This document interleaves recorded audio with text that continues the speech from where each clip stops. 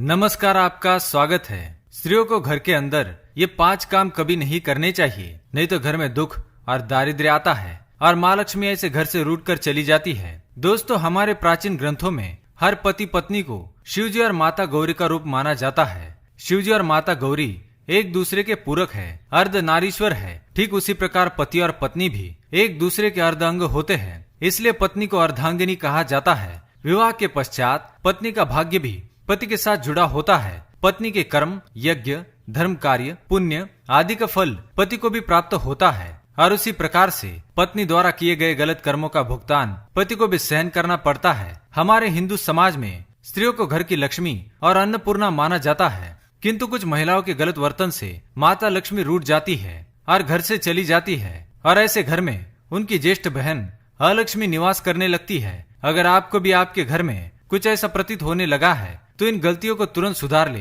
अन्यथा आपको भी इनके बुरे परिणाम सहन करने पड़ सकते हैं, क्योंकि अलक्ष्मी के घर पर आने से क्लेश और बीमारियां बढ़ने लगती है। इसलिए आप इस वीडियो को अंत तक जरूर देखें और जानिए कि ऐसे कौन से काम है जो घर की महिलाओं को भूल से भी नहीं करने चाहिए।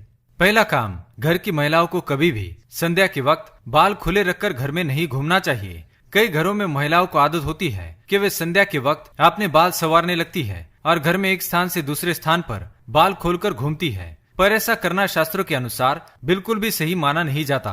संध्या के समय केश खोलकर कंघी करने से घर में नकारात्मक ऊर्जा आने लगती है और माता लक्ष्मी ऐसे घर में कभी निवास नहीं करती। दूसरा काम, आपने कई महिलाओं को घर के मुख्य द्वार पर बैठकर चर्चा करते, गप्पे लड़ाते या भोजन करते देखा होगा, किंतु घर की लक्ष्मी का मुख्य द्वार पर अवरोध बने रहना ये बिल्कुल भी शुभ नहीं माना जाता। माता लक्ष्मी आपके मुख्य द्वार से प्रवेश करती है और मुख्य द्वार पर ही महिलाएं रास्ता रोककर बैठ जाए तो माँ लक्ष्मी द्वार से ही लौट जाती है। और इस बात का भी अवश्य ख्याल रखे कि घर के मुख्य द्वार को हमेशा स्वच्छ और सुंदर रखना चाहिए, जिससे माता प्रसन्न होकर प्रवेश करे। तीसरी बात, बहुत सारी महिलाएं घर में देर तक सोती रहती है। आपको बता दी कि अगर घर की महिलाएं सूर्योदय के बाद भी सोती रहती है तो घर में आई बरकत भी चली जाती है और घर में नकारात्मक ऊर्जा फैलती है। कृपया प्रातःकाल सवेरे उठकर ही भगवान श्री हरि का आशीर्वाद ले और घर में धूप दीप करे, जिससे घर में सकारात्मक वातावरण बना रहे। चौथी बात, रात को या हर वक्त घर में झूठे बर्तनों का होना बिल्कुल भी अच्छा नहीं माना जाता।